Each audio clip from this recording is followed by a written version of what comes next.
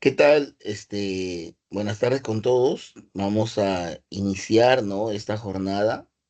Bueno, como tenemos una clase un poco larga, tengan toda la confianza de preguntar cualquier duda que pueda aparecer mientras vamos avanzando, ¿no? Con los diferentes autores que tenemos que ver, ¿no?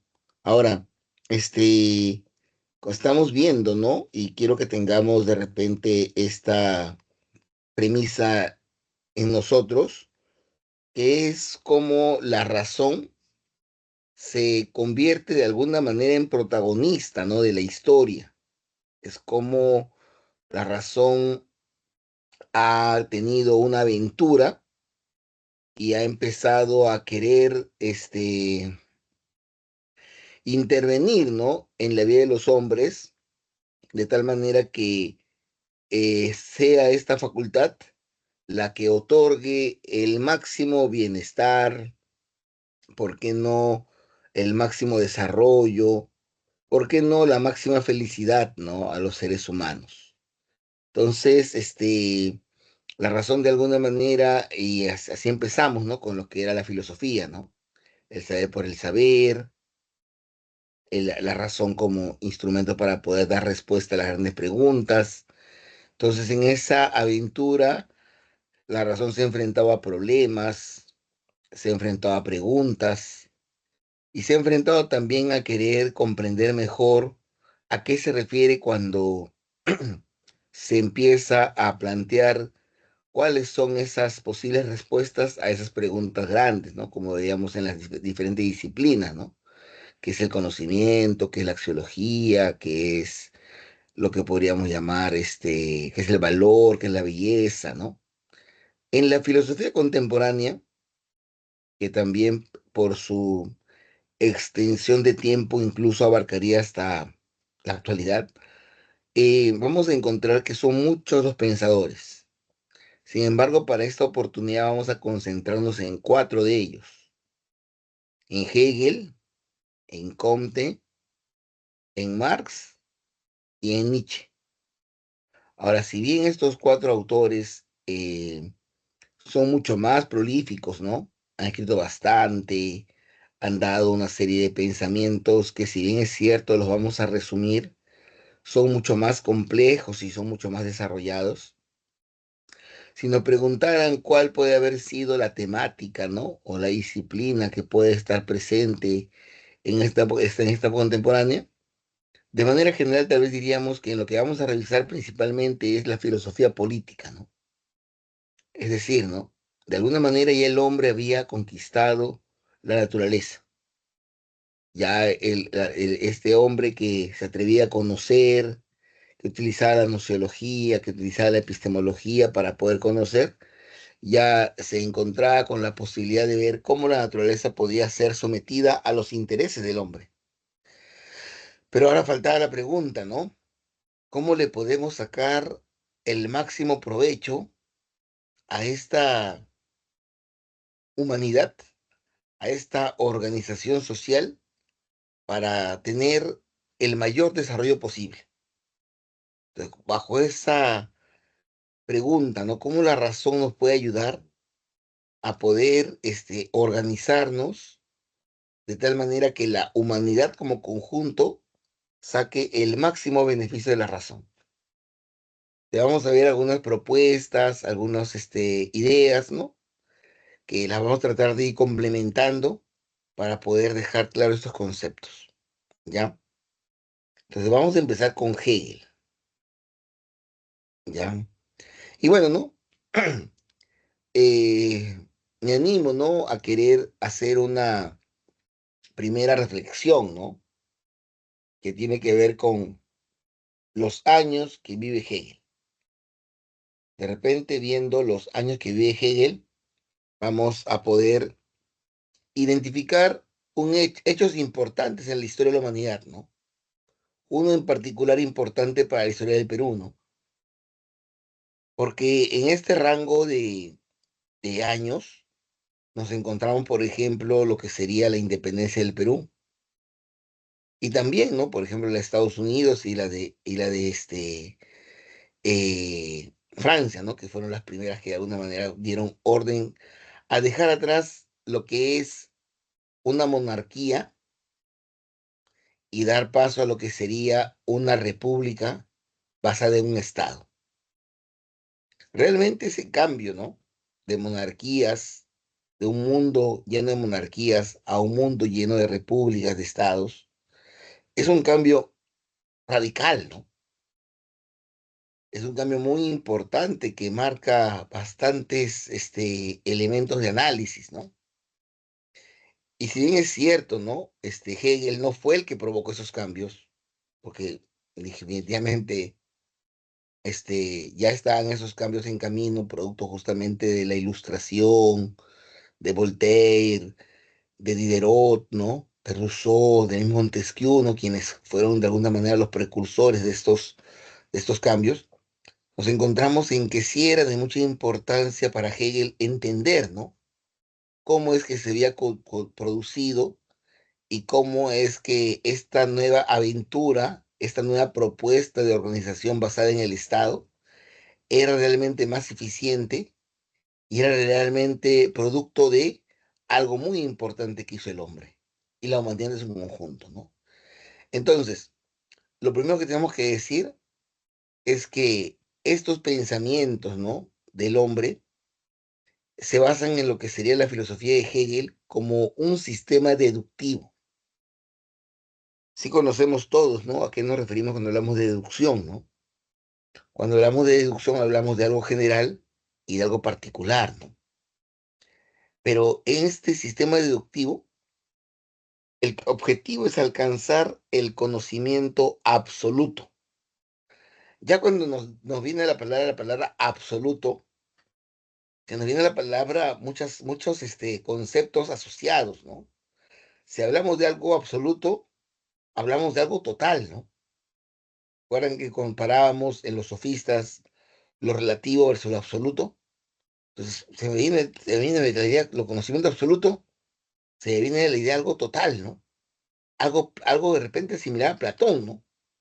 Incluso Hegel es un idealista como Platón, ¿no? Entonces, este conocimiento absoluto, total, obviamente también es perfecto, ¿no? Si es absoluto, lo es todo, ¿no? Y obviamente también es perfecto. Ahora, este conocimiento absoluto, si es perfecto, está basado en la parte corporal, terrenal. No estamos hablando de Dios, ¿ah? Pero no podríamos decir que el conocimiento absoluto está en Argentina, porque si estuviera ahí, vamos a Argentina y lo sacamos, ¿no? Está en Europa, si estuviera ahí, vamos a Europa y lo sacamos, ¿no? No podríamos decir que está en el pie, porque si está en el pie, vamos y lo sacamos, ¿no? No podríamos decir que está en la mesa, porque si estuviera ahí, vamos y lo sacamos de ahí, ¿no? Este conocimiento absoluto trasciende, ¿no? De alguna manera las leyes físicas, ¿no? No está comprometido con las leyes físicas. Y alcanzar este conocimiento absoluto es posible para Hegel, claro que sí, ¿no? Y para Hegel tenemos una facultad que nos permite alcanzar este espíritu absoluto que también llama él, conocimiento absoluto, espíritu absoluto, que justamente es el pensamiento. El pensamiento, la razón, es la facultad que dispone la humanidad para poder alcanzar a este espíritu absoluto. O sea, hay una búsqueda de la humanidad mediante la razón de alcanzar este espíritu absoluto. Pero también el espíritu absoluto se manifiesta y se presenta a la humanidad. Es como un interruptor, ¿no? Cuando uno comprende un interruptor es porque hay una conexión, ¿no? Para prender el foco. Entonces, de alguna manera llega la energía, entonces nuestra razón de alguna manera está en búsqueda, ¿no? De ese espíritu absoluto. Está construyéndose, está perfeccionándose para alcanzar ese espíritu absoluto. Pero el espíritu absoluto no se esconde, ¿no? Más bien se muestra y deja que la razón acceda a él para encontrar esta idea de perfección, esta idea de máximo saber posible de alcanzar. Entonces, Esa sería la primera propuesta, ¿no? Un sistema deductivo cuyo objetivo es alcanzar el conocimiento absoluto o espíritu absoluto, como también se llama en esta época. Ahora miren, ¿no? Entonces, ¿qué dice, no? Si hablamos de la realidad como un movimiento dialéctico, lo primero que vamos a reconocer es que la realidad cambia. O sea, tenemos que preguntar, ¿no? ¿La realidad es la misma o está cambiando? Bueno, yo de repente recuerdo que en los albores de la humanidad, los humanos vivían vestidos con taparrabo, con lanzas.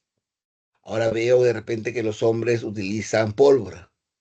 Ha habido un cambio, ¿no? Yo en los albores de la humanidad veía que los humanos creían que las cosas que ocurrían se debían a los dioses. Ahora veo que buscan explicaciones en la ciencia. Entonces, en el terreno de los sucesos, vamos a encontrar que la realidad de alguna manera ha cambiado. Si alguien se fuera al pasado, una máquina del tiempo, no entendería muchas cosas. Y si alguien viniera del pasado al presente o del presente al futuro, no entendería muchas cosas. Entonces, lo que hay en la historia de la humanidad es cambio. Hay un permanente cambio. Y este cambio, en visión de Hegel, es un movimiento dialéctico. ¿Qué quiere decir dialéctica? Lo vamos a ver en unos minutos cuando lo desarrollemos más, pero por el momento podríamos hablar de lo que son opuestos. Es un cambio que se genera a partir de la oposición de dos grandes propuestas. Ahora, siguiente idea.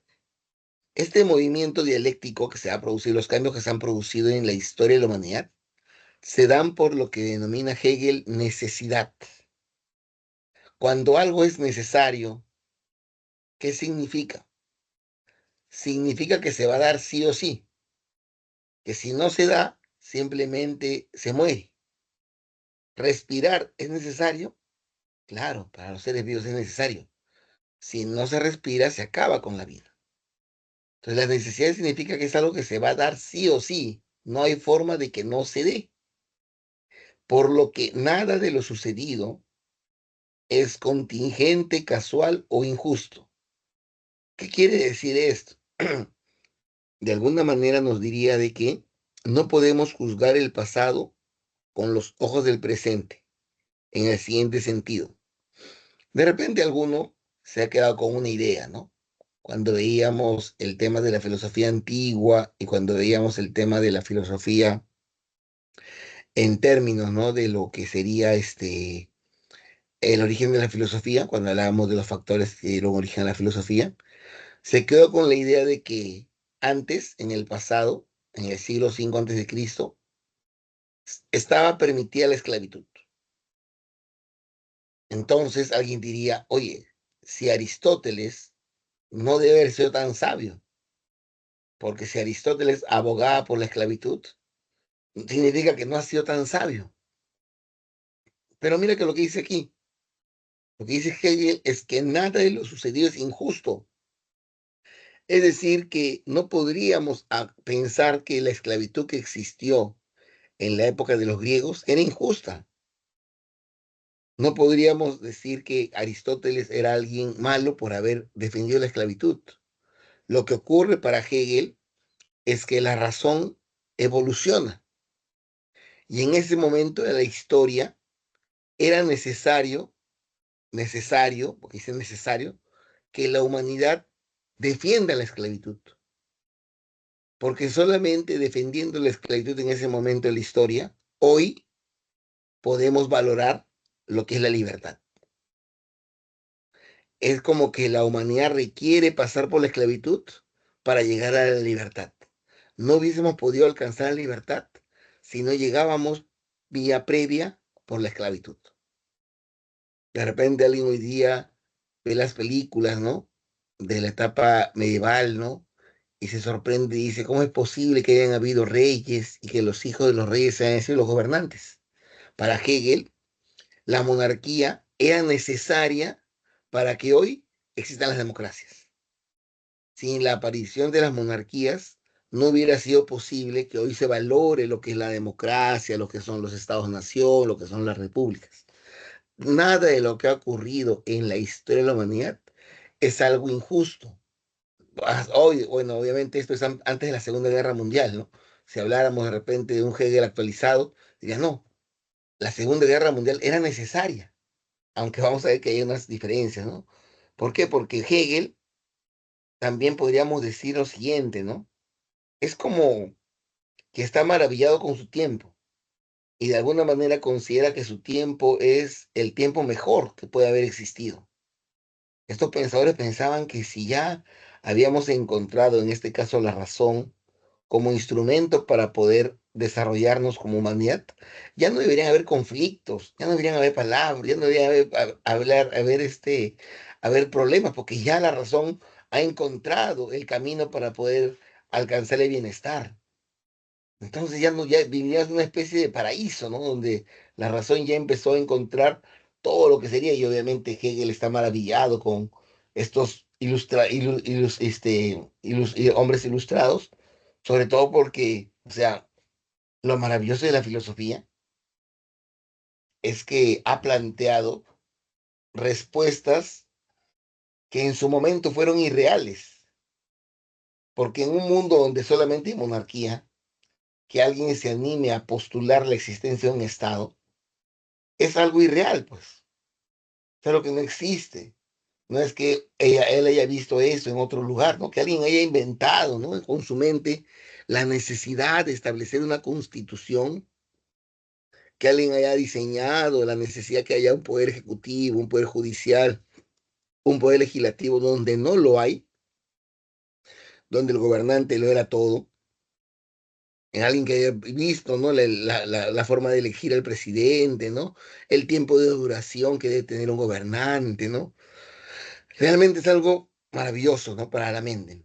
Porque una cosa es que yo vaya y describa, ¿no? Lo que hay. Me voy a la selva y describo cómo viven los leones. Te voy a decir, ¿no? Hay un león que es más fuerte que el resto. Ese león impone su voluntad sobre el resto de leones. Ese león es el primero que come, es el primero que se reproduce con las hembras. Ese león, estoy describiendo lo que yo veo. Pero en este caso, lo que han inventado los filósofos con la razón son cosas que no se ven, ¿no? Que no existen y que son propuestas justamente hechas con la razón. Pero Hegel está maravillado por eso y considera realmente con ese fundamento de que la razón estaba alcanzando ya ese espíritu absoluto del que hablábamos antes. Ahora miren estas dos frases, ¿no? Estas dos frases muy importantes que van de la mano, que se complementan, que realmente nos pueden ayudar bastante a poder entender la propuesta de Hegel. Dice, ¿no? Todo lo real es racional y todo lo racional es real. Cuando hablamos de todo lo real es racional, podemos decir, ¿no? El mundo no es absurdo, sino lógico y necesario. Vuelve a aparecer la palabra necesario, ahora acompañado de lógico. ¿Qué quiere decir esto cuando decimos que lo real es racional? A ver, vamos a pensarlo de manera muy cotidiana. Profesor, ¿es real la mesa en la que está usted sentado? Sí. ¿La puede explicar? Claro que sí. La puedo explicar por qué esta mesa no se rompe, puedo explicar por qué esta mesa tiene esta forma. O sea, lo que existe y existe en la realidad, lo puedo explicar mediante la razón. Por eso existe en la naturaleza, en la sociedad, existen guerras. Claro que sí, son reales las guerras. Entonces las puedo explicar. Profesor, ¿existe la gripe? Sí, entonces la puedo explicar.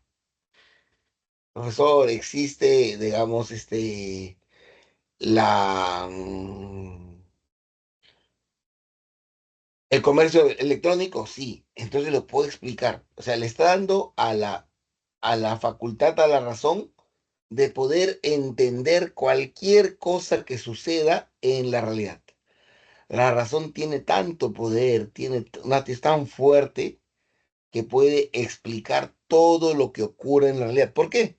Porque lo que se trata es de darnos cuenta que en la realidad nada ocurre por azar, nada es absurdo, todo es necesario y lógico. Si es lógico es un orden, todo tiene un orden. Yo puedo descubrir ese orden. Es lo que a veces hacen los matemáticos, ¿no? Pues algunos físicos han llegado a plantear, ¿no? Que las matemáticas es el lenguaje de la naturaleza, ¿no? En el sentido que si yo logro descubrir, por ejemplo, ¿no? Que la gravedad tiene un valor 9,8, yo represento en el 9,8 un valor de la realidad, ¿no? Estoy leyendo en la realidad matemáticamente. Ya, entonces, si yo divido, ¿no? El terreno en cuadrados, en triángulos, en medición, los centímetros no existen. Otros pudieron haberlo llamado yardas, otros pudieron haber llamado, como antes había, ¿no? Pulgadas. Los centímetros no existen. Yo los he inventado para poder leer la realidad, ¿no? Para poder decir cuánto es que este territorio alberga.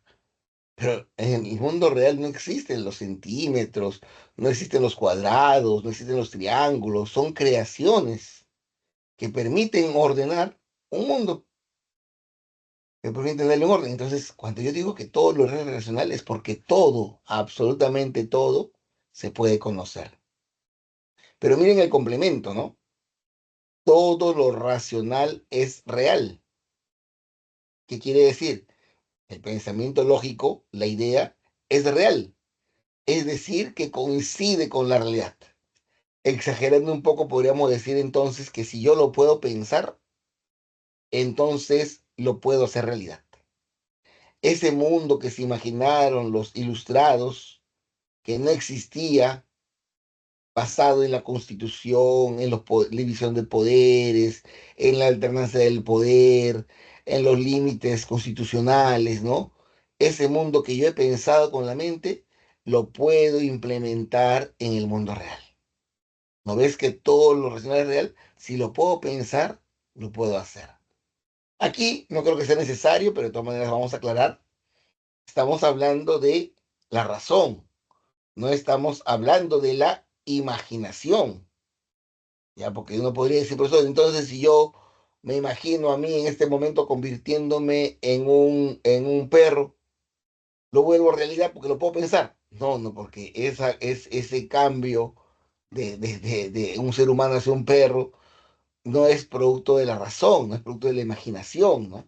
Entonces, eso no es lo que nos está diciendo, ¿no? No es que todo lo que aparezca en nuestra mente pueda convertirse en realidad, sino lo que es construido con la razón. ¿No ves que la razón no actúa sola? La razón actúa motivada por el espíritu absoluto, ¿no? El espíritu absoluto es la que le muestra el camino, ¿no? Oye, anda por aquí para que puedas hacer esto. Y la razón humana logra entender, ¿no? Ese mensaje de la razón. Entonces tenemos de que todo lo racional es real. Hegel era de alguna manera un apasionado de lo que sería la historia. Él tiene un libro donde hace un recorrido bueno, varios tomos de un libro, varios tomos, donde hace un recorrido sobre lo que sería el tema de la historia de la humanidad. Y él cuando hace su estudio de la historia de la humanidad, él percibe que la historia de la humanidad es un conjunto de fases históricas. O sea que han habido diferentes momentos en la historia secuencialmente ordenados. Ha habido una serie de elementos que se han ido dando en función de un desarrollo. Y dice, ¿no? Que se van sucediendo dialécticamente, es decir, que se van sucediendo en función de contradicciones encontradas en esa historia. Pero ese avanzar, ese devenir, ese avanzar en la historia está orientado a progresar hacia algo que él llama que es la libertad. O sea, Hegel considera que la mayor conquista del hombre, producto del uso de la razón justamente, es descubrir que la libertad es lo que debe conducir a toda la humanidad. Ya habíamos dicho, ¿no? En su momento hubo la esclavitud, está bien, ¿no? Pero la esclavitud era necesario para que haya libertad. Está bien, en el momento hubieron guerras, está bien, pero las guerras eran necesarias para que haya libertad. La gran conquista del hombre es lograr la realización de la libertad.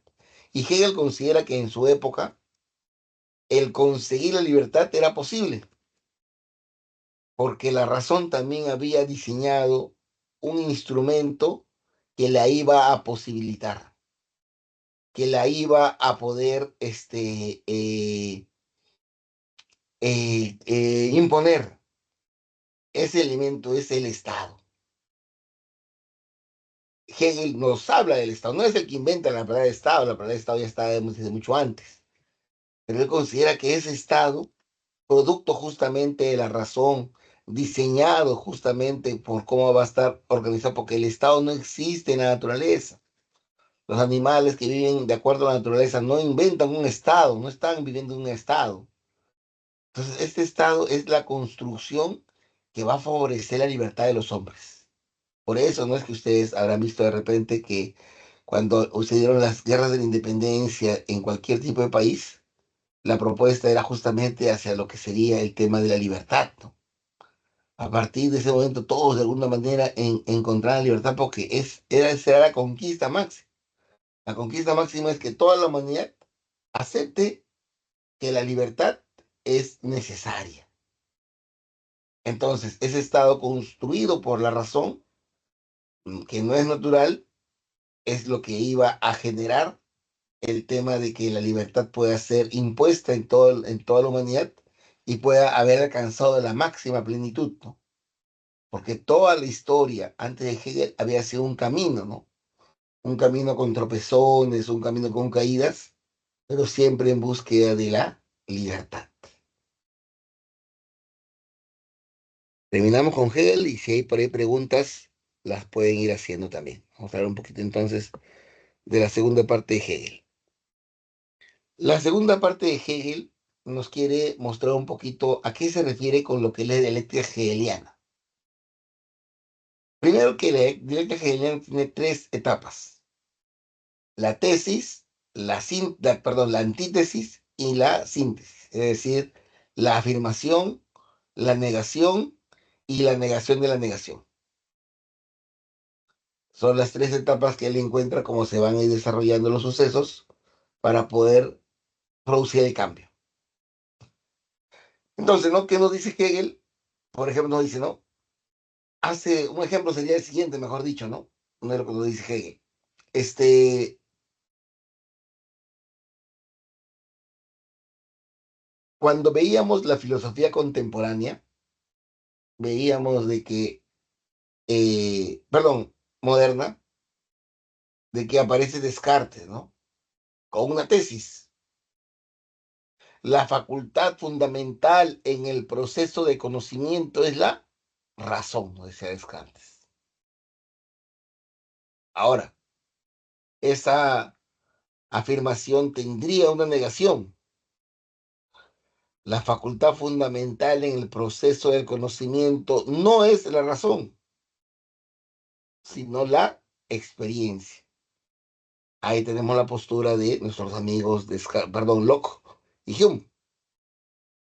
Tesis es la razón, antítesis no es la razón, lo opuesto, es la experiencia, y como síntesis, ¿quién aparece? Las facultades, que de alguna manera integra la tesis y la antítesis, son la razón y la experiencia. Y aquí encontramos a nuestro amigo Kant. Entonces, ¿no? Vemos cómo es que se produce, ¿no? Esta suerte de dialéctica de contrarios que generan, ¿no? Estos cambios presentes en la historia. Entonces, de alguna manera, Hegel, como es un idealista, plantea que estos cambios se producen en el nivel racional, ¿no? La razón se pregunta, ¿no? Por estas cosas. La razón se pregunta, ¿no? La esclavitud es la tesis, de repente la libertad es la antítesis. Entonces, lo que surge después de ello es algo que incluye, de alguna manera, una serie de libertades, pero también que incluyen deberes, ¿no? La libertad no es que uno haga lo que quiera, sino que va acompañada de deberes que uno tiene que realizar, ¿no? Entonces, en esa serie de contrarios racionales es que va uno encontrando cómo han ido cambiando la historia. Y es lo que Hegel se encarga de estudiar, pero en lo que son su historia universal, ¿no? Para percibir cómo es que se han producido esos cambios. Con esto terminamos lo que sería Hegel. ¿Habrá alguna cuestión, alguna pregunta, algo que aclarar de Hegel?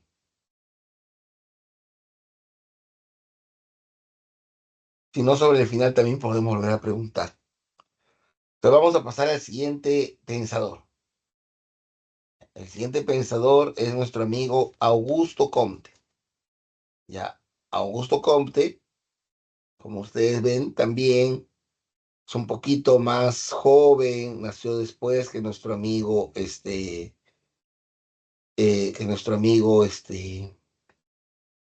Hegel. Él está de 1798 a 1857, ¿no? También, de alguna manera, sus primeros años, ¿no? De lo que se habla es de los estados, de lo que se habla es de la independencia, ¿no? Y él lo que hace es proponer un movimiento, ¿no? Movimiento que él denomina el positivismo. Ahora, no entendamos el positivismo como alguien que es muy positivo, ¿no? Que es alguien que está siempre con ganas, ¿no? Como a veces nos dice que debemos estar, ¿no? Como de repente alguien que está siempre animoso, no, no. El positivismo lo tenemos que vincular con lo que es la ciencia. Comte está maravillado con la ciencia. Él, ve la ciencia y encuentra en la ciencia cómo es que ha sido capaz de resolver grandes problemas, justamente empleando la ciencia como camino de solución a los problemas. Entonces, Conte lo que plantea es que debemos construir una sociedad en la que la ciencia sea la que tome las decisiones por nosotros.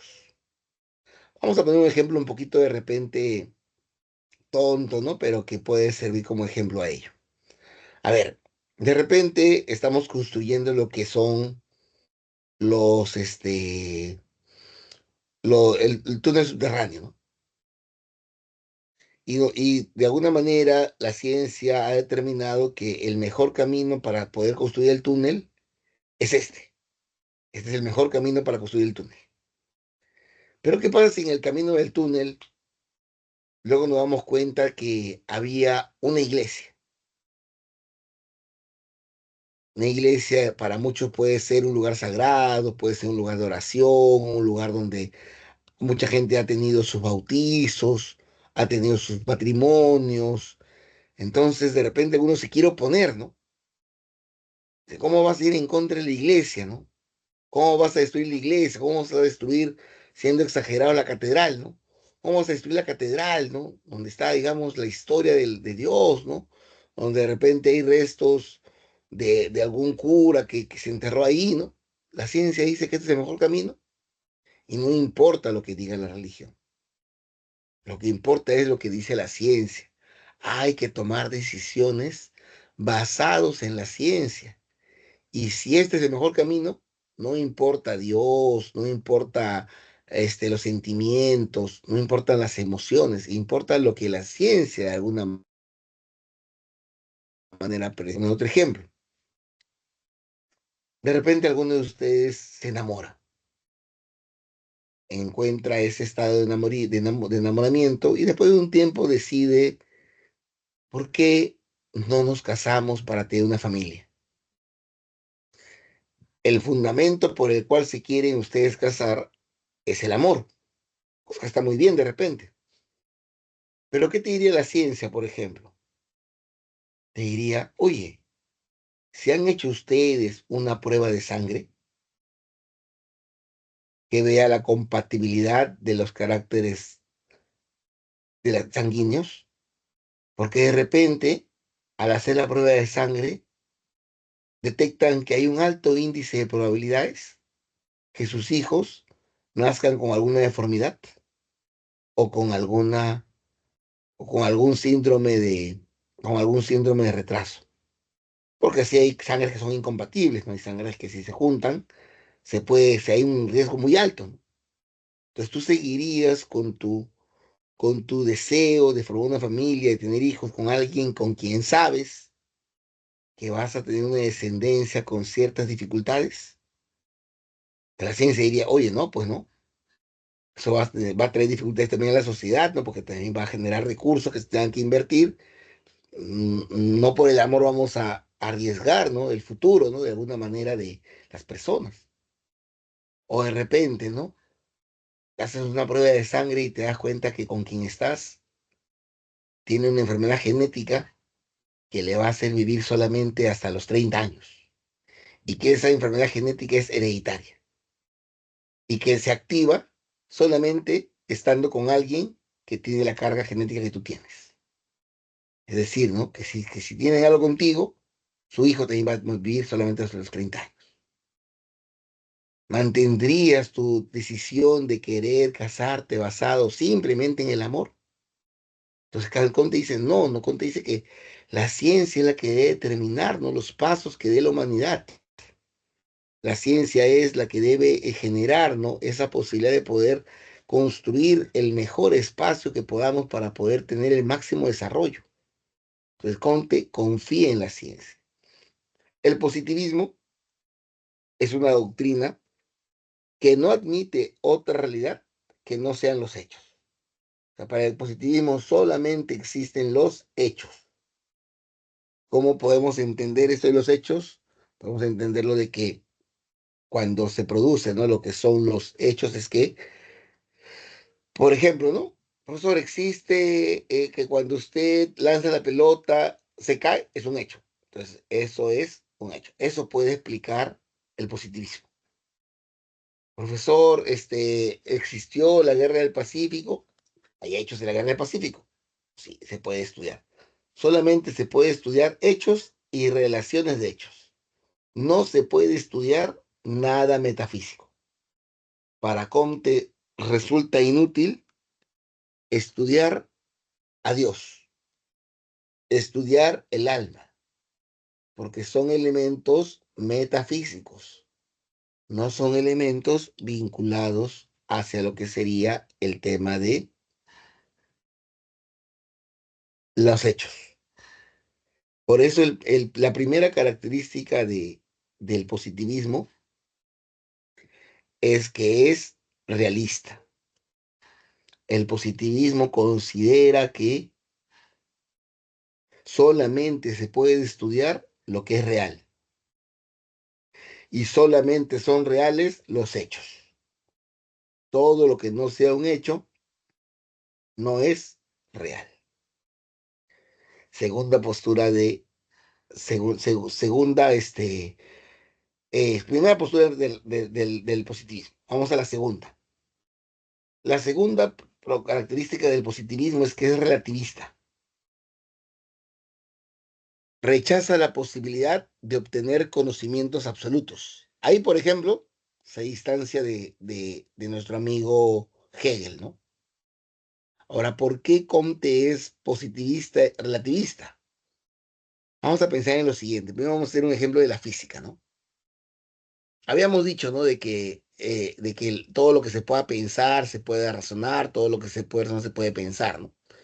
Entonces, y decíamos de que la naturaleza tiene un orden lógico, necesario, perfecto. Pero Comte se da cuenta de algo, ¿no? Vamos a poner, por ejemplo, como ejemplo el tema de la gravedad, ¿no? Una gran conquista del hombre fue haber descubierto que la gravedad es de 9,8. Con ciertos decimales que no recuerdo ahorita, pero que yo recuerdo que cuando trabajabas mis ejercicios de física en la universidad o cuando estudiaba física como disciplina, reemplazaba la G de gravedad por 9,8. Ya. Entonces significaría que 9,8 es la gravedad siempre, pero eso no es verdad, ¿no? Porque el planeta Tierra no es una esfera perfecta. El planeta Tierra está achatado en los polos y está un poco más extendida en el ecuador, de tal manera que en el ecuador la gravedad es mayor, pues. Y en los polos la gravedad es menor. Exagerando, si yo quisiera volar un avión con la fuerza de 9,8 en el Ecuador, si aplico la misma fuerza que aplico en otros entornos, no se elevaría el avión, pues. ¿No ves que esa gravedad lo va a jalar con más? Y al revés, ¿no? Si yo con esa fuerza me iría a levantar un avión en lo que sería el tema de los polos, se va a ir muy allá, pues. Profesor, en este país, este, prohibieron, no, prohibieron el aborto y la gente se rebeló y derrocó al presidente. Es un ejemplo inventado. En este otro país acaban de prohibir el aborto también. ¿Va a pasar lo mismo? No se sabe. Es relativo. No porque algo haya pasado en ese entorno, significa que se va a repetir, ¿no? Por eso dice Comte de que la ciencia es, de esta manera, no puede pretender haber alcanzado absolutos, sino que siempre hay que ver las cosas de manera relativa. Segunda característica, entonces, realista, relativista, y la tercera es que tiene fines utilitarios, tiene fines prácticos. ¿Cómo podríamos entender esto de fines prácticos? Vamos a poner como ejemplo, y bueno, primero diremos de que en este aspecto se distingue de lo que sería la filosofía tradicional, ¿no? Porque se acuerdan ustedes que habíamos dicho que la filosofía persigue el saber por el saber, que incluso nuestro amigo Sócrates no quería recibir, ¿no? Ningún tipo de intercambio de favores o de pago por conocer, sino que era un saber por el saber. No, el positivismo es práctico. ¿Por qué? Porque el positivismo quiere saber, pero lo que quiere saber debe servir para algo. No basta el saber por el saber, hay que saber para qué sabemos algo. Por ejemplo, oye, Comte, hemos formado un grupo de estudio y queremos investigar la célula. ¿Y para qué? Ah, ya, porque nos hemos dado cuenta que de repente si encontramos cómo se genera una célula, podemos de repente estudiarla para evitar que esa degeneración sea muy rápido. Perfecto. Yo no quiero estudiar la célula simplemente para saber qué es la célula. Yo quiero saber porque de repente en base al conocimiento de la célula puedo detener el envejecimiento. Oye, Conte, queremos investigar este virus que le ha dado a toda la población de la gripe. Perfecto. ¿Para qué? Allá, porque vamos a encontrar de repente cuál es esa característica que tienen los seres humanos que hace que algunos mueran y otros no mueran. ¿Por qué algunos? Ah, perfecto, pues, ¿no?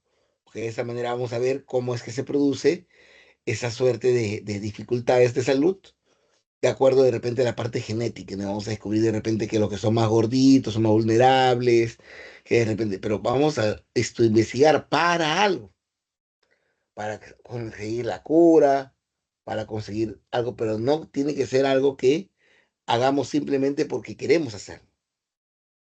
Oye, Hegel, vamos a hacer una investigación sobre las fiestas patronales. ¿Y para qué? Ah, porque de esa manera vamos a ver cómo las poblaciones obtienen identidad. Ah, ya, pues ya queremos. Todo tiene una finalidad práctica. Nada debe investigarse o estudiar simplemente porque sí, sino que debemos recurrir siempre a esa actividad práctica que de alguna manera defienda lo que sería la posibilidad, ¿no? De lo que es el tema de esta propuesta que está haciendo Augusto Comte de que todo tiene que tener una razón de ser. La segunda parte de Comte y luego preguntamos si es que había una consulta de alguno de ustedes. Comte cree en una palabra, bueno, mejor dicho, un concepto, ¿no? Porque la palabra puede ser cualquiera. Comte cree en el concepto de lo que sería el progreso. Para Comte, la humanidad se dirige hacia lo que él llama el progreso. ¿Y qué es el progreso? De manera general, el progreso es una confianza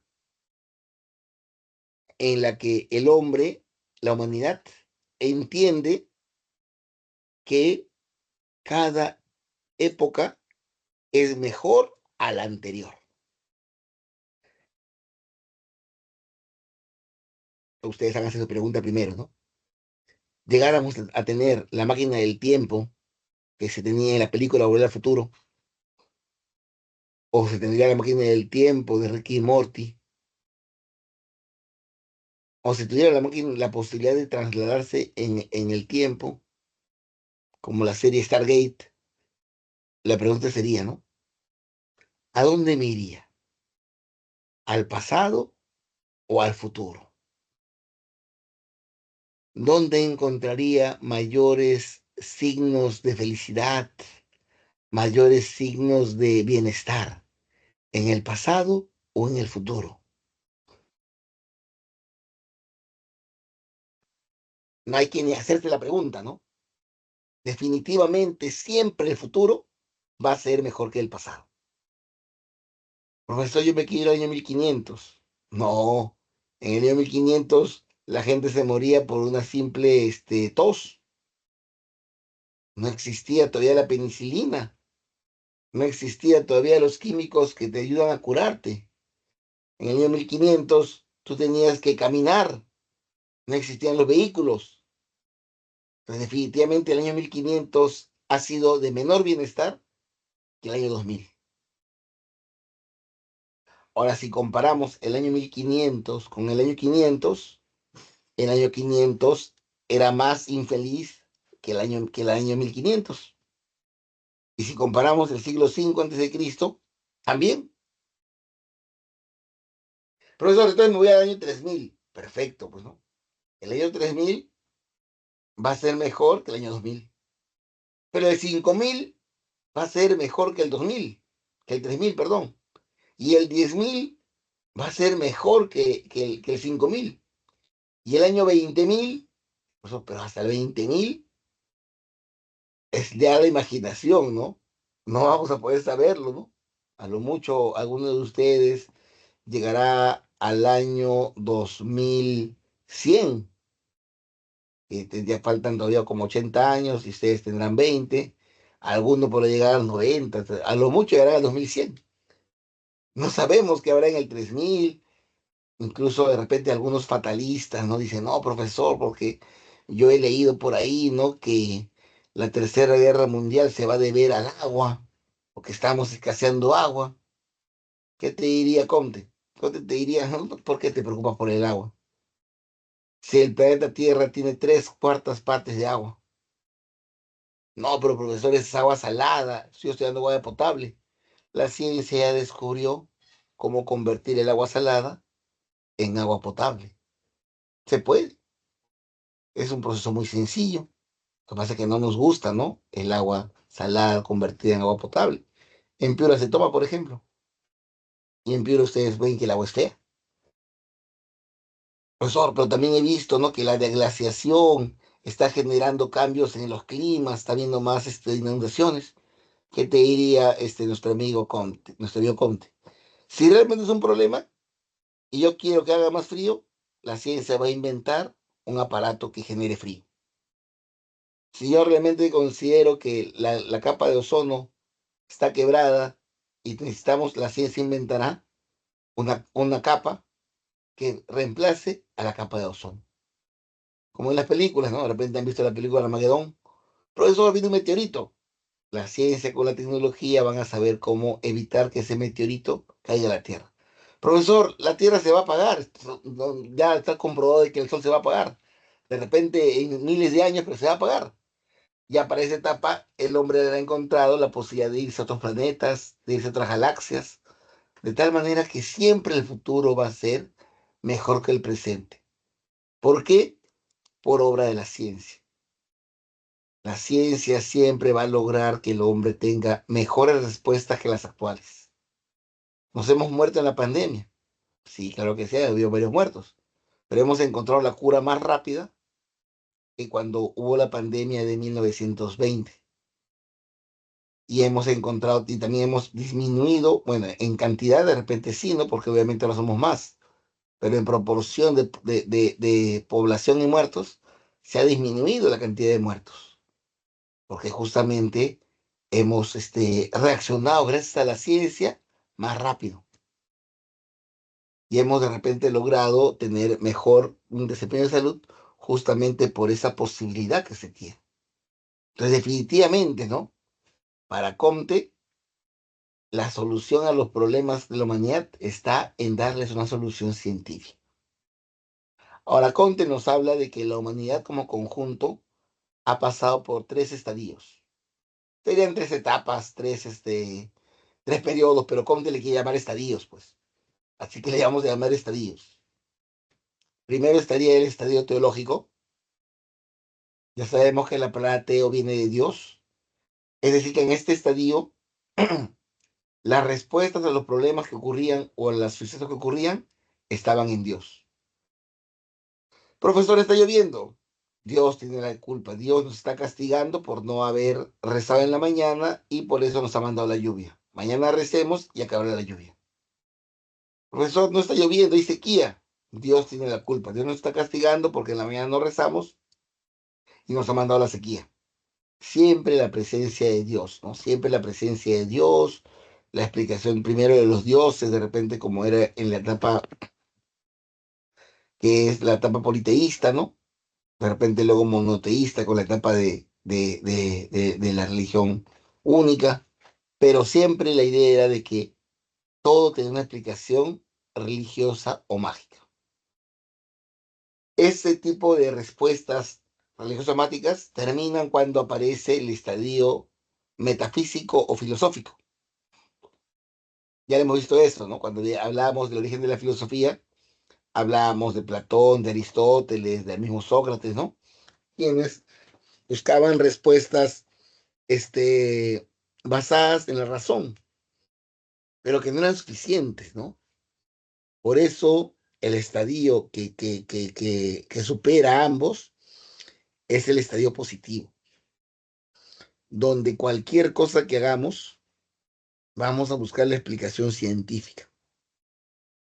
Si logramos imponer la explicación científica para poder averiguar cualquier cosa del mundo, no va a ir bien. Y eso justamente es el progreso. Ahora, Comte hace una relación entre lo que sería esta propuesta de los tres estadios. Dice, ¿no? Así como la humanidad ha pasado por esos tres estadios, cada hombre, cada ser humano individual, también transita por esos tres estadios. Dice, cuando un niño está corriendo y se cae, lo primero que hace de repente es pensar que alguien lo ha empujado. Incluso a veces culpa a quien está cerca, ¿no? Tú me has empujado. O de repente suelta la famosa suelo malo, has hecho que me caiga. Piensa que hay fuerzas sobrenaturales que ejercen sobre él, ¿no? Esos actos que le pasan. Ese niño va creciendo y llega a la adolescencia y llega a las grandes preguntas, ¿no? ¿Qué soy? ¿Quién soy? ¿Qué quiero estudiar? ¿No? ¿Por qué estudio? ¿Tendré familia? ¿No tendré familia? Pero son preguntas que divagas. Pero cuando llegas a la adultez, ya llegas a pensar un poco más basado en las evidencias. Por ejemplo, uno a veces en la adolescencia se enamora, ¿no? Y se enamora perdidamente, entre comillas, de lo que los padres dicen un mal partido, un mal partido. Se enamoran de repente de una persona que en el barrio es un poquito, es un delincuencillo, ¿no? No, pero yo estoy enamorado, no, pero la ciencia que te diría, oye, ¿qué me espera con una relación con alguien que de repente roba? Me espera que vaya a estar en la cárcel, que esté en una familia con él y lo meten a la cárcel, yo voy a quedarme criando solo al hijo. O sea, ¿realmente quiero esto? Entonces uno cuando ya está adulto, ya le pone más altos a las cosas, ¿no? Ya no se ilusiona tanto, ya no cree tanto en que las cosas van a ocurrir de esta manera, sino que es un poquito más crítico. Entonces, por eso es que el estadio positivo se parecería al estadio adulto, ¿no? El estadio metafísico se parecería un poco al estadio de la adolescencia, juventud, ¿no? Y el estadio teológico se parecería al momento de la niñez. Entonces, para Comte habían estos tres estadios, ¿ya? Ahí terminamos con Comte. ¿Habrá alguna pregunta de Comte o de Hegel que haya aparecido?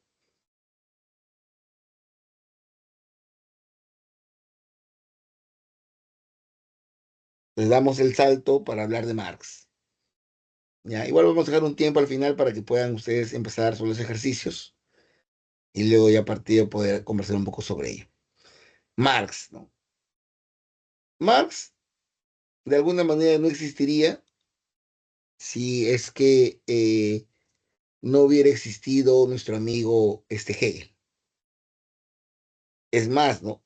Marx lee a Hegel, solamente que Marx le critica a Hegel el ser idealista.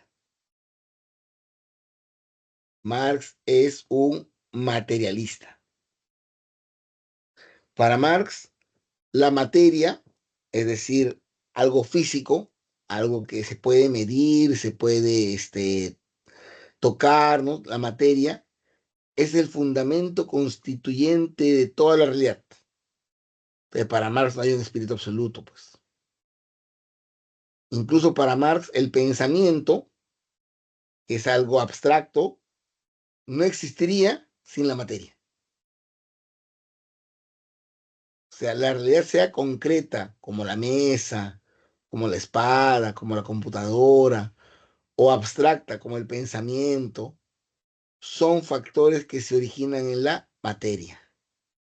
Por eso se le llama materialista, ¿no? Porque la materia es el fundamento de todas las cosas. No lo dice así, pero vamos a ponerlo como un ejemplo un poquito forzado, ¿no? Para poder entender eso. Por ejemplo, ¿no? Profesor, pero esta sensación que yo tengo de amor no es una sensación real, ¿no? ¿Dónde está? Es como un pensamiento, ¿no? Es un sentimiento. Ahora, es producto de la materia. Nuestra materia genera ciertos químicos como dopamina, como adrenalina, y esos químicos lo que hacen es activarse en función del contacto con algún estímulo. Entonces lo que yo siento cuando veo a alguien que me gusta y me atrae es que se ha activado mi adrenalina. Ahora, ¿qué tendrá esa persona que activa mi adrenalina? Podrá ser su olor, podrá ser algo que me gusta, pero no es algo que se base en un sentimiento, ¿no? Sino que se basa en algo material. A los que le gustan, a los que están en relaciones más por el gusto igual, ¿no? Es porque me gusta, pues, ¿no? La materia, lo que veo, su cuerpo, su cara, su rostro, me gusta y eso es lo que me trae, ¿no? Entonces, todo se surge en la materia. Los pensamientos que yo tengo surgen en la materia. La conexión neuronal, ¿no? O sea, las neuronas existen y los conocimientos que uno va desarrollando y va de alguna manera planteando nuevos pensamientos que no existieron, se basan en la sinapsis de las neuronas. Entonces, las neuronas son las que producen los pensamientos. No es que aparezcan por arte de magia, no es que estén en mí porque se me han iluminado, sino que simplemente es el ejercicio de la materia. Entonces, Marx es materialista. Todo lo que existe empieza y se basa en la materia. Nos encontramos entonces con el materialismo dialéctico. ¿Qué es el materialismo dialéctico? El materialismo dialéctico es una propuesta de Engels. Engels es un amigo de Marx, quien plantea la dialéctica de Hegel para aplicarse a la naturaleza. Y él buscaba encontrar una ley universal que explique el cambio de la naturaleza, el cambio de la materia en la historia. O sea, Engels aplicó la dialéctica a la naturaleza. Y de alguna manera explicó por qué se daban los cambios, por qué había evolución, ¿no? Entonces empezaba a hablar un poco de los cambios a partir de la dialéctica, pero en un nivel de la naturaleza. Ese concepto lo utiliza Marx para lo que sería el materialismo histórico. Y lo que busca de alguna manera el materialismo histórico es aprovechar, ¿no? Lo que sería el tema para lo que es el tema de para lo que es el tema de eh, una regularidad en la historia que nos permita a nosotros de alguna manera explicar los cambios que han habido en la historia. O sea, aplica la dialéctica para poder explicar cómo la economía, cómo la sociedad son explicados a partir de la materia. Un ejemplo podríamos encontrarlo, ¿no? En algunos puntos. Por ejemplo, ¿no? Marx considera haber encontrado, ¿no? Una contradicción dialéctica que de alguna manera podría generar ese cambio de las épocas. Y él veía que en las sociedades siempre existían contradicciones. Por ejemplo, ¿no? Existía lo que podríamos llamar el tema de, él hablaba de que en la sociedad primigenia existía de repente alguien que era un poco más fuerte y existían los débiles. ¿Qué se había dado cuenta el fuerte? Que si de alguna manera el fuerte se acercaba al débil, podía someterlo.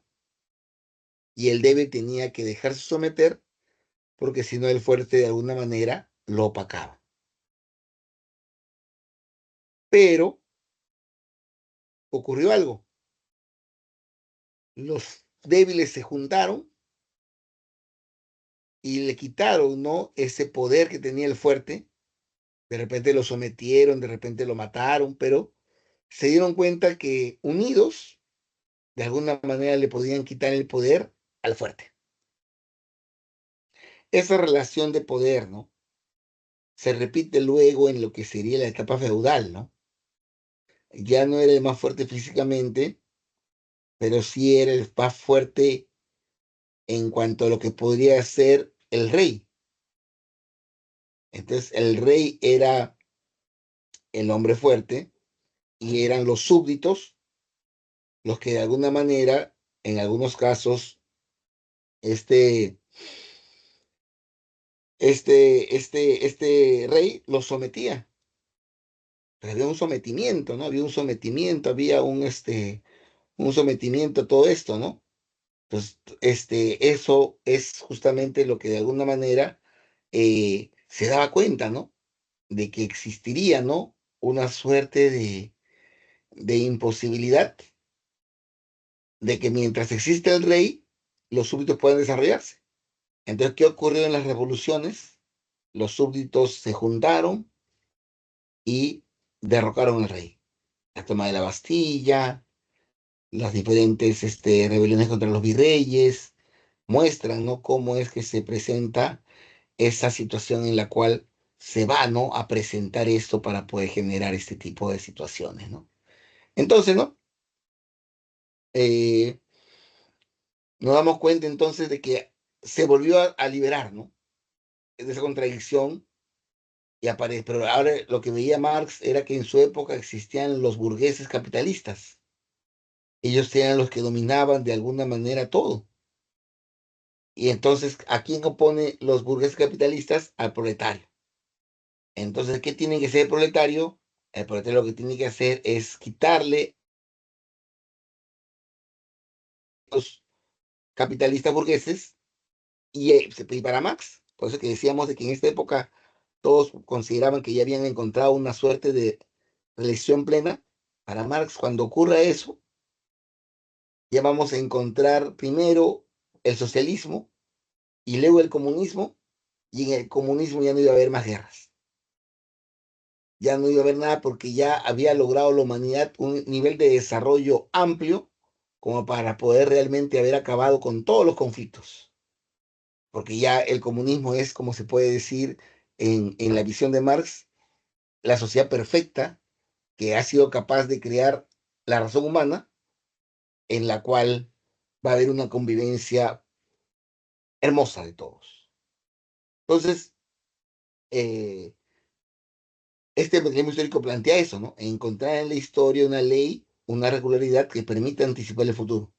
Por eso es que los marxistas más ortodoxos consideran, ¿no?, que de todas maneras se va a producir la revolución, ¿no?, en la que los proletarios le quiten los medios de producción y a partir de eso podamos nosotros saber que eso va a ocurrir sí o sí, ¿no? Entonces, eso también es parte de lo que podríamos llamar el tema de la propuesta de nuestro amigo Marx. Luego vendría esta definición de hombre que da nuestro amigo, esta definición de hombre que se podría generar, ¿no? Entonces, aquí encontramos que el hombre es un ser social, el hombre es un ser práctico y el hombre es justamente hombre porque al transformarse su medio, construye la sociedad. ¿Qué quiere decir esto? Para Marx, el hombre es un ser inconforme. ¿Por qué es un ser inconforme? Porque el hombre no ha estado contento con tomar el árbol como una guarida, como lo hacen los pájaros, ¿no? No está contento en tomar la cueva como una guarida, como lo hacen los osos, ¿no? No está contento en tomar de repente la copa de los árboles como una guarida, como de repente hacen algunos monos. El hombre ha dicho, yo quiero acá mi casa y primero de repente de paja, después de repente de madera, ahora de cemento, después de repente de acero, pero ha construido su casa donde él ha querido. No ha buscado la cueva, sino ha traído la cueva a su entorno. Y de repente después ha dicho, voy a hacer una cueva de 2 pisos, una cueva de 5 pisos, una cueva de 100 pisos, una cueva de 200 pisos, de tal manera que ha transformado el entorno. Ha transformado el entorno, ha transformado todo. ¿Producto de qué? Producto del trabajo.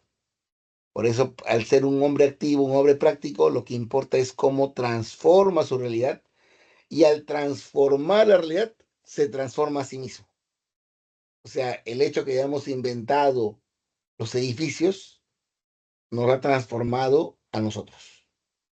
El hecho que hayamos inventado cualquier cosa nos ha permitido poder tener un mejor desarrollo de las cosas. Entonces, el hombre es un resultado y también, ¿no? El hombre es un resultado de las relaciones de producción. Otro concepto de Marx, ¿no?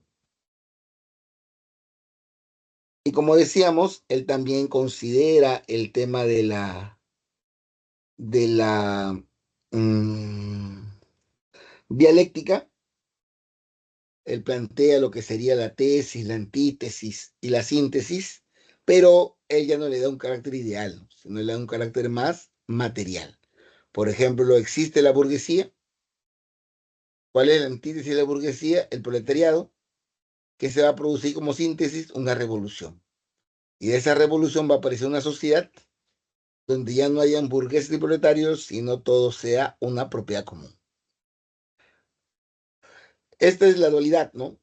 Para nuestro amigo Marx, la estructura económica, es decir, las condiciones económicas, generan la superestructura ideológica. Hegel lo pondría al revés, ¿no? La superestructura ideológica genera la estructura económica. Pero para Marx es la estructura económica la que genera todo. Esta estructura económica plantea la relación de un ser social en la que se dan las relaciones sociales de producción y estas relaciones sociales de producción lo que van a generar es que el ser social determina la conciencia social. Es decir, la forma como vivimos determina la forma como pensamos. Las condiciones materiales que afrontamos determinan la forma como pensamos. Lo material genera todo. Y terminamos el caso de Marx con esta frase que también se le atribuye a él, que sí es de él, obviamente, pero que es muy, muy polémica, donde dice, ¿no? Los filósofos lo que han tratado es de interpretar el mundo, cuando de lo que se trata es de transformarlo. Hay una crítica, ¿no? A lo que sería es que de repente el hombre simplemente se ha dedicado a este, buscar, ¿no? Una suerte de dificultad en lo que sería el tema de únicamente va a decir que yo voy a descubrir qué es algo. Lo que él dice, ¿no? Si yo descubro que algo está mal y considero que algo debe estar mejor, yo debo hacer lo posible para poder cambiar eso. Entonces, lo que le pide al filósofo es que el filósofo transforme el mundo, ¿no? Si no nos gusta que haya pobreza, si no nos gusta que haya delincuencia, ¿qué hacemos para transformarlo? Entonces, Marx, por ejemplo, tiene un libro que es comunista, ¿no? Que es la forma como él interpreta el tema de actuar, ¿no? Ahí es donde muestra los signos que él tiene de un afán de la violencia, ¿no? Porque si hay una concepción que la violencia es la que genera los cambios, ¿no? Nadie te va a entregar su fábrica de manera pacífica, ¿no? Tú tienes que quitársela.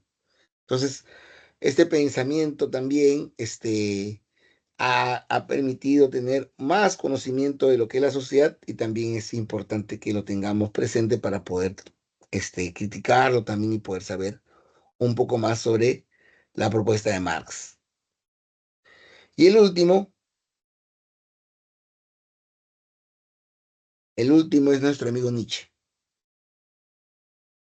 No es el grupo musical salsero colombiano, esa es la gran broma de Nietzsche, que a veces la usan algunos, yo soy nichano.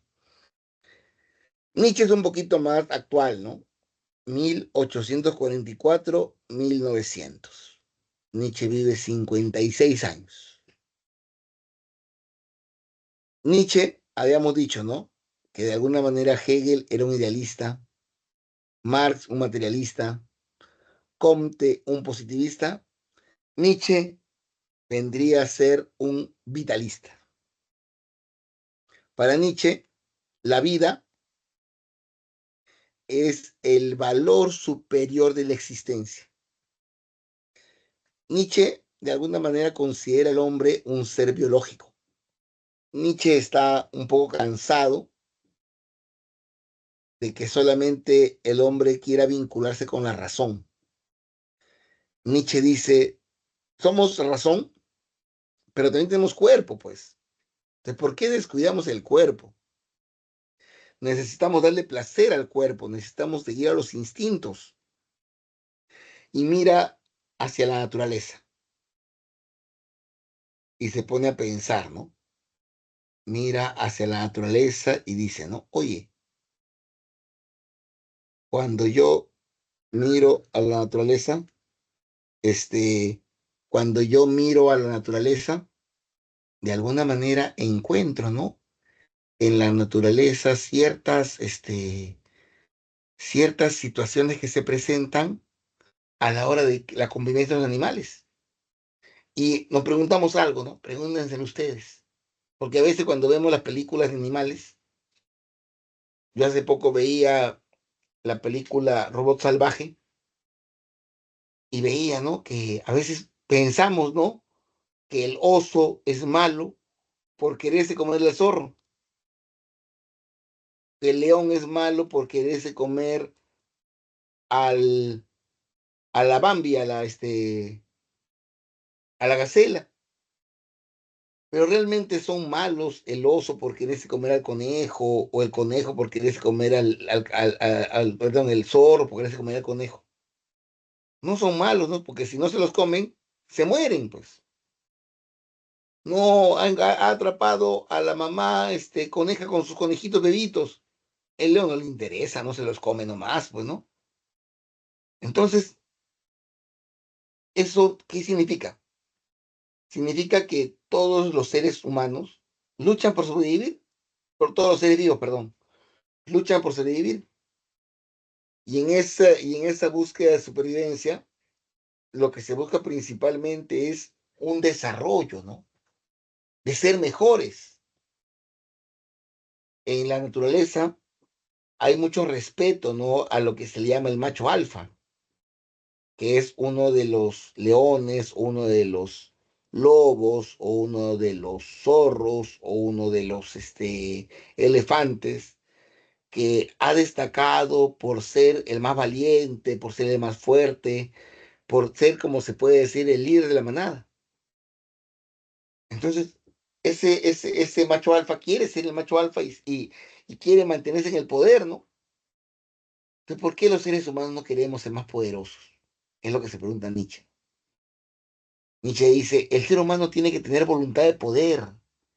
El ser humano quiere ser más, quiere crear, quiere superarse, quiere ennoblecerse, quiere vivir en general. No es simplemente el hecho de que el ser humano haga algo, sino que cómo ese ser humano puede obtener más. Entonces Nietzsche propone, ¿no? De alguna manera, el hecho de estar, ¿no? En esta suerte de vivir, ¿no? En general. Entonces él dice, Nietzsche dice, ay, entonces lo que hay que hacer es, de alguna manera, siempre crecer mejor. Pero ¿qué ocurre? Ocurre que eh, nos inculcan una visión un poco más, de que ser ambicioso es malo, de que uno debe ser humilde, que uno debe ayudar al débil. Para Nietzsche ese es el peor error de la humanidad. Para Nietzsche el hombre siempre debe buscar juntarse con los poderosos, siempre debe buscar parecerse más al poderoso que el débil y de alguna manera debe alejarse de los débiles. Eh, me salió un ejemplo en una clase anterior donde decía, ¿no? Una visión no tiene nada que ver con el conocimiento, tiene que ver con la acción, ¿ya? Para que quede un poquito más claro. Le decía, ¿no? Por ejemplo, ¿no? En un salón de clases, a algunos les parecen las matemáticas como un conocimiento más desarrollado, ¿ok? Entonces dice, ¿no? Si en un salón de clases juntamos gente que sabe con gente que no sabe y tenemos un profesor muy bueno, el profesor va a tener que dedicar tiempo a que los que no saben alcancen a los que saben. Ese tiempo dedicado a que los que no alcancen a los que saben, para los que saben es un tiempo perdido. Están perdiendo el tiempo, porque si solamente estudiaran los que sabrían, ese profesor les exigiría más y más y más, y ellos podrían desarrollar su máximo potencial. Para Nietzsche, de eso se trata, ¿no? Yo no me debo juntar con los débiles, yo debo juntarme con los fuertes. Si yo corro y corro a 5 kilómetros en una hora y me junto con gente que tiene la misma velocidad o parecida a la mía, yo nunca voy a mejorar.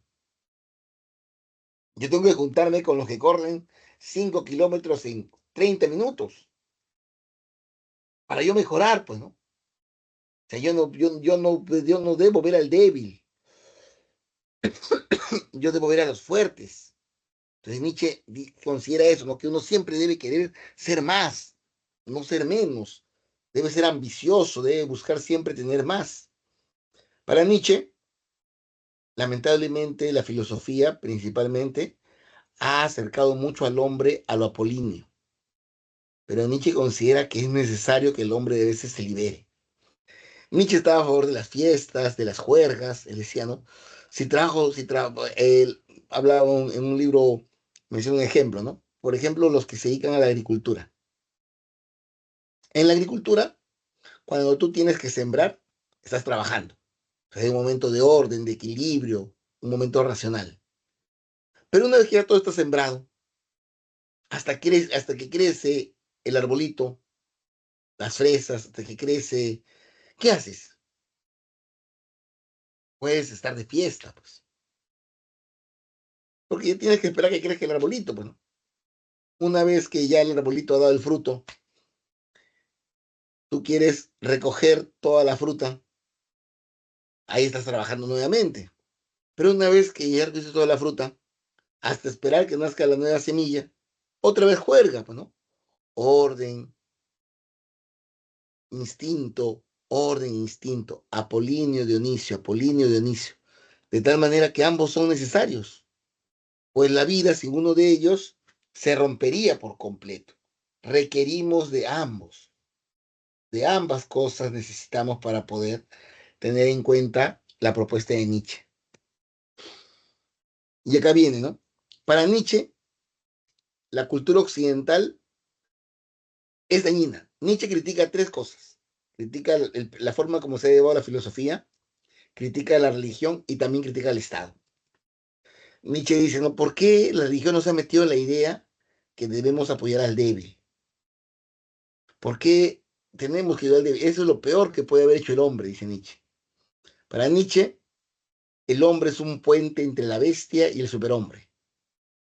Y el hombre tiene que buscar cada vez más su, su bienestar individual, y buscando su bienestar individual va a mejorar toda la humanidad.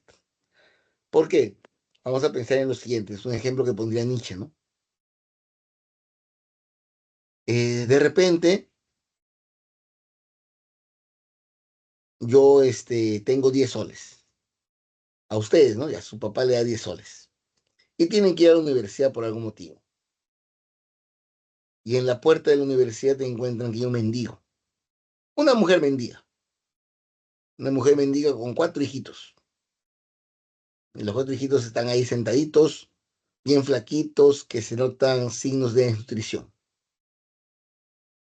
Entonces tú ves tus 10 soles y te acuerdas que el domingo estuviste en la misa y te acuerdas que el cura decía que teníamos que darle al débil. ¿Te acuerdas la película de Semana Santa donde de repente aparecía Jesús con un millonario que le dijo, te doy la mitad de toda mi riqueza? Y luego apareció una mujer pobre que le dijo, yo te doy la única moneda que tengo. Y Jesús le dijo, ella me está dando más que tú, porque ella me da todo lo que tú tienes y tú me das solamente la mitad. Entonces tú dices, le voy a dar mis 10 soles. Entonces tú agarras y le das tus 10 soles al mendigo. Nietzsche, ¿qué te diría? Te diría que has sido un débil. ¿Por qué? Porque tú tienes que preguntarte algunas cosas antes de darle eso, ¿no? Primero, ¿esa mendiga resolvió sus problemas con tus 10 soles? ¿Va a dejar de ser pobre por tener tus 10 soles? ¿Esos niños van a dejar de ser desnutridos por leer tus 10 soles? Nietzsche te diría, no, pues, a lo mucho le habrás dado para que viva un par de días más. Dentro de 2 días va a volver a tener 2 días, estoy siendo exagerado, porque obviamente el mendigo no come mucho, ¿no? Pero definitivamente nunca va a dejar esa condición. Ahora uno diría, y uno de alguna manera la deja vivir. Y de repente cuando alguien está en esas condiciones físicas, es posible que capte alguna enfermedad, como la TBC, ¿no? Y como su organismo está débil, la TBC se hace fuerte en su organismo. Y de repente cuando tú estás llegando a ese lugar, todo se acerca a ti, o todo se acerca a tu enamorada, a tu hermana que está por ahí, y la contagia la TBC. Entonces, el que haya gente así, para Nietzsche, estoy pegando su pensamiento a él, le hace daño a la humanidad. Nietzsche habla de ayudar a morir al débil. Ya no está preparada para esto. Es lo que pasa en la naturaleza, ¿no? En la naturaleza, cuando de repente ven que uno de los animales ya está, como se puede decir, enfermo, lo dejan morir. Es más, ¿no? Los elefantes, cuando ya están viejos, se van a morir. Las águilas, cuando ya están viejas, se van a morir. Ya saben que sus fuerzas no les dan para poder seguir sobreviviendo. Entonces Nietzsche nos habla de eso, ¿no? De que de alguna manera no debemos ver al débil. Ahora, con esos 10 soles que yo he perdido por darle al mendigo, yo me he vuelto débil, porque si hablo de temas físicos, con eso yo solo podría haberme comprado medio kilo de huevos, y con medio kilo de huevos la proteína que me comería me haría ser más fuerte. Y con esos 10 soles de repente me hubiese podido comprar una separata para estudiar para el examen y me hubiera hecho más fuerte intelectualmente. Pero yo decidí darle a alguien que no lo va a aprovechar, que no va a hacer que la humanidad sea mejor. En cambio, yo sí puedo hacer que la humanidad sea mejor. Porque si yo soy más fuerte y me junto con una mujer fuerte, mi descendencia va a ser fuerte. Y esa descendencia de fuerte con fuerte cada vez va a ser más fuerte. Y el humano va a poder progresar más. Entonces él dice, ¿no? ¿Por qué no hacemos esto? Porque la religión nos ha dicho, ¿no? Que debemos ayudar al débil. Que bienaventurados los que sufren, porque de ellos será el reino de los cielos. Entonces, ¿qué quiero yo sufrir? Pues, ¿no ves que si sufro voy a ir al cielo? ¿Qué quiero yo? No querer progresarme. ¿No ves que si soy ambicioso voy a irme al infierno? La ambición es buena para Nietzsche. Que yo quiera ser mejor, que yo quiera correr más rápido, que yo quiera conocer más las matemáticas, va a beneficiar a la humanidad mejor que si yo le doy 10 soles a un mendigo. Para Nietzsche existen dos tipos de hombres. El hombre que nace fuerte, que es superior, libre y creativo, el llamado señor, y el hombre que nace débil, que es un siervo, que son vulgares, resentidos y miserables. Para Nietzsche, lamentablemente, lo que se ha impuesto en la humanidad son los valores de los siervos. Es decir, este, eh, los débiles son los que han impuesto los valores. Pero Nietzsche nos dice, no, si alguien nace para mandar, debe mandar, que no le quepa dudas, debe dedicarse a mandar. Hay gente que nace para mandar y hay gente que nace para obedecer. Es como cuando tú tienes tu enamorado, las chicas sobre todo, porque es algo que sale un poco de lo común, y tu enamorado te está preguntando, ¿hoy día nos vemos? ¿Puedes vernos? No, a la chica no le gusta eso, no le gusta que le digan, nos vemos el sábado. La seguridad, pues, ¿no? ¿Qué comemos hoy día? No, ¿qué comemos hoy día? Hoy día vamos a ir a comer tal cosa. O sea, el tema en palabra de Nietzsche, ¿no? Hay gente que le gusta obedecer, que no puede hacer nada si no le mandan a hacer algo. Entonces, ahí es donde viene el tema de los dos tipos de hombres de Nietzsche. Y la última idea de Nietzsche es la idea del eterno retorno. Ahora, no entendamos el eterno retorno como que voy a volver yo a aparecer en 100, en 500 o 1000 años a enseñarle la clase de ustedes. Nietzsche está en contra de lo que era la pretensión de Hegel, de Marx y de Comte, quienes uno creyendo que la razón, otro creyendo en el comunismo y otro creyendo en la ciencia, consideraban que los problemas de la humanidad se habían acabado. Para Nietzsche no existe un paraíso. Todo es cíclico. Hoy hay paz, mañana habrá guerra. Pasado habrá paz, siguiente habrá guerra. Hoy habrá hambre, siguiente habrá saciedad. O sea, no hay nada que de alguna manera podamos decir que la humanidad está progresando.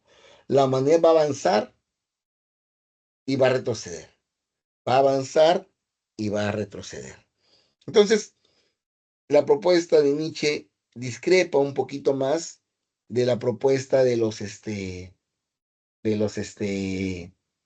anteriores otros tres hombres. Es un poco más crítica con el ser humano, es un poco más crítica con el rol social y más se enfoca en lo que es el tema de que el hombre debe volver a ser un animal biológico, que incluye la razón, pero que no solamente es la razón. Entonces, con él ya hemos terminado los cuatro. Ya, vamos a dar unos 15 minutitos para que puedan resolver los ejercicios. Luego hacemos algunas últimas explicaciones, damos las claves y ya cerramos un poquito la jornada. ¿Ya? Si hubiera alguna pregunta en ese periodo que están resolviendo, prenden el micro nomás y la hacen, ¿ya? Vamos a dar un espacio para que puedan resolver ejercicios.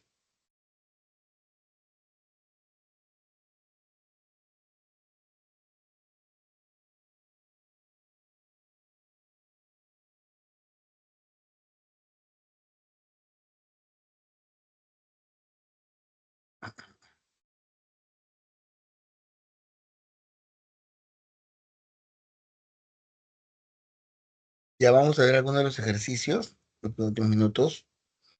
Aquí nos habla un poquito de los epicúreos, ya, ¿no? Los epicúreos griegos mantenían una defensa del disfrute, de la vida material, ¿no? De los sentidos y de las emociones. Además, criticaban la vida platónica. ¿Cuál de estos elementos, de alguna manera, hemos hablado, ¿no? Que defendía de repente un poco lo que era la juerga, la diversión, que somos también animales que no son biológicos. Nos La encontraríamos C. con la C, ¿no? Claro, con Nietzsche, ¿no? Nietzsche es el que nos decía de que no debemos dejarnos llevar solamente por lo que es una vida contemplativa, una vida que se base únicamente en el cultivo de la razón, sino que también hay que hacerle caso a los instintos vitales, ¿no?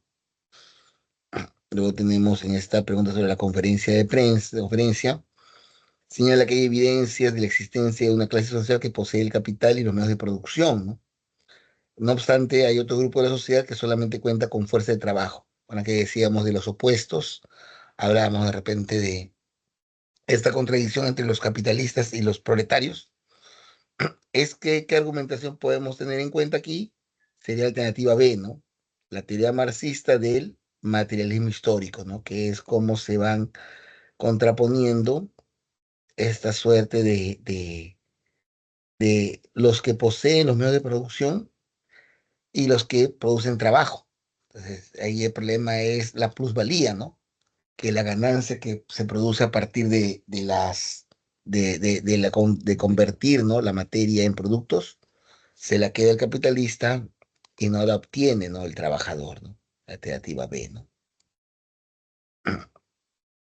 En la 3 tenemos lo del pastor evangélico y Jesucristo es nuestro máximo ejemplo de humanidad. Perdón, durante su primer misterio terrenal siempre reconoció que su fortaleza derivaba de su dependencia del Padre, ¿no? No puedo yo hacer nada por mí mismo. No busco mi voluntad, sino la voluntad del Padre que me envió, ¿no? Dice, ¿no? Resiste los soberbios y da gracias a los humildes. Delante del Señor y él, con respecto a lo afirmado por el líder evangélico, ¿cuál es la alternativa válida relacionada con la filosofía? De alguna manera diríamos que Nietzsche, ¿no? Sería la humildad como un valor indeseable, ¿no? La humildad, la solidaridad son valores que no, que más bien pervierten al hombre, ¿no? Lo vuelven un poco cobarde, un poco pusilánime, ¿no? Porque no va a querer tener ambición, ¿no? Esta presentación, ¿con quién coincide? De alguna manera coincide con la propuesta de Marx y Engels, ¿no? Nos habla de que todo está en cambio y habla de leyes generales y leyes particulares del movimiento, ¿no? ¿Se acuerdan que decíamos que el materialismo histórico y el materialismo dialéctico lo que buscaba era encontrar esas leyes en la naturaleza que permitan explicar el cambio a partir de fenómenos concretos, ¿no? A partir de fenómenos realizados, ¿no? Que se puedan dar en la naturaleza misma, ¿no? En este caso, cuando hablamos de Hegel, ya hablamos de que estaba a favor de la Revolución Francesa. Eh, Importa poco averiguar la veracidad o no de estos testimonios, lo que no cabe duda es que en la visión de Hegel es la visión de la idea de libertad, ¿no? Como causa de la Revolución Francesa. Miren que nos habla de la idea, ¿no? Porque justamente habíamos mencionado que nuestro amigo Hegel era idealista, ¿no? Entonces, esta idea es, y Hegel lo que proponía era de que la libertad era lo que movía, ¿no? A la razón. Entonces, la aparición de la idea de libertad como causa de la Revolución Francesa es lo que motivaba, ¿no? Estos elementos. La 6 sería el tema de, se parece al estado metafísico de Comte, cuando decíamos que los dioses de alguna manera eran los que se explicaban las cosas que hacían. Perdón, la parte metafísica, ¿no? La parte especulativa, ¿no? La segunda etapa de la historia de la humanidad que Comte no decía. En la 7 nos hacen pensar en la moral y voluntad de poder de los señores según Nietzsche. Nietzsche. Y en la 8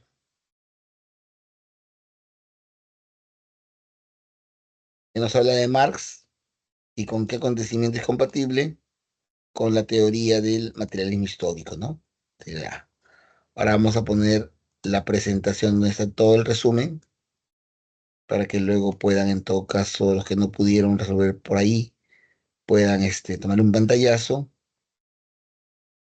y después puedan de repente practicar un poquito, ¿no?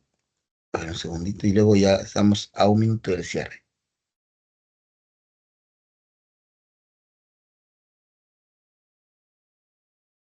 Esas son las claves de la semana